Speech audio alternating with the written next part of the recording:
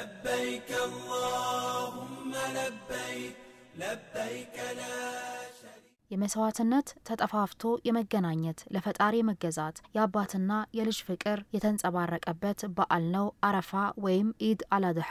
ከእስልምና ማዕዘናት መካከል አንዱ የሆነው የሐጅ ስነ ስርዓትም በዚህ በዓል ውስጥ ትልቁን ድርሻ ይወስዳል። አረፋ የአደምና ሐዋ ተጠፋፍቶ መገናኘት የፈጣሪን ቤት ለመዘየር ሐጅ የሚያደርጉ ምዕመናን ጸሎት የሚያደርሱበት ስፍራም እንደሆነ የሃይማኖት አባቶች ይናገራሉ። አረፋ ማለት ያው ከትርጉሙ ስንነሳ ተዋወቅ ማለት ነው ትውቅ ማለት ነው አረፍተን የሚባለው ነብዩላህ አደም አለይሂ ሰላቱ ወሰለም ከባለቤታቸው ከናታችን ሐዋ ጋር ሲገናኙ መካ አካባቢ ላይ አወሽኝ ያወክኝ ወይ ብሎ የተዋወቁበት በቃል ደረጃ ይህ ነው። መካ ትንሽ ወደ 10 ኪሎ ሜትር ርቆ የሚገኝ የሐጃጆች መሰብሰቢያ ቦታ ነው። የሐጅ ትልቁ ስራ ነው። الحج عرفة على الرسول عليه الصلاة والسلام حج مالت عرفة مقوم ነው። ኢድ አልአድሃ ከነብዩ ኢብራሂምና ከልጃቸው ኢስማኤል ጋር ጥብቅ ቁርኝት አለው። ልጅን መስዋዕት ለማድረግ እስከ መዘጋጀት ነብዩላህ ኢብራሂም አለይሂ ሰላቱ ወሰለም በህልም አላህ የሆነ ነገር ያሳያቸዋል። በህልም ምንድነው ያዩት?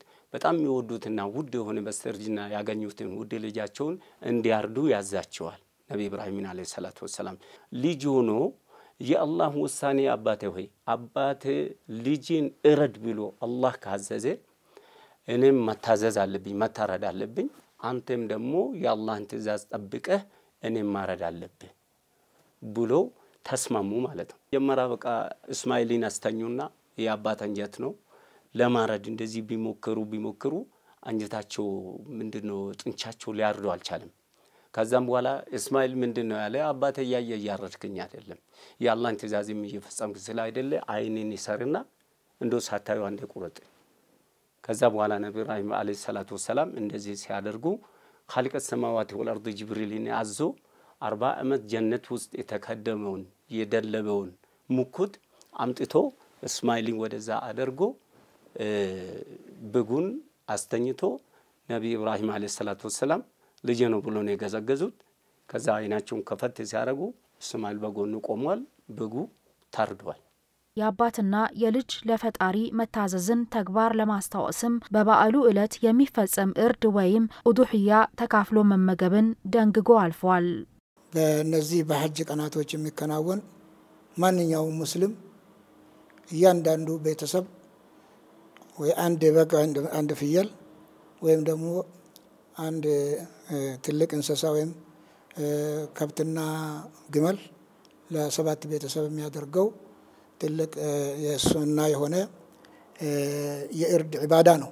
ህዝበ ሙስሊሙ በዓሉን ሲያከብር ሃይማኖታዊ ስርዓቱ በሚደነግገው መሰረት የተቸገሩትን በመርዳትና አብሮ በማሳለፍ መሆን እንደሚገባውም የሃይማኖት አባቶቹ መልእክት አስተላልፈዋል።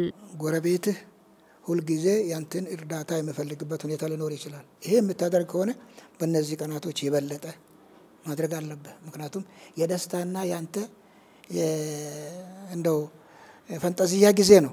ይሄ በመሆንበት ጊዜ ብቻዬን እደሰታለሁ የሚል ስሜት እንዳይኖር ድሮ የምታደርገውን የጎረቤት እገዛ ይበለጠ ማድረግ ነው ያለብህ ማለት ነው። ስለዚህ የጎረቤት ሐቅ ከባድ ነው ተወርቶም አያልቅም። እኛም ተዋጣን ይሄንን ሐቅ ማለት አንችልም።